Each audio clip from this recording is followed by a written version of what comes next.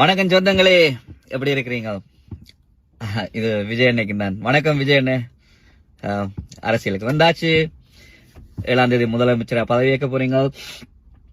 மீண்டும் வாழ்த்துக்கள்.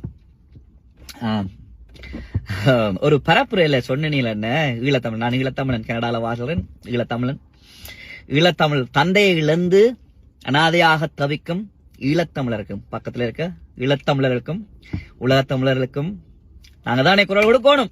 வேற யார்? என்ன, நீங்க தான் கொடுக்கணும். அதுவும் இப்ப நீங்க இந்த காங்கிரஸோட சேர்ந்து கொடுக்க போறீங்க பாருங்க. ஒரு குரல் உண்டு,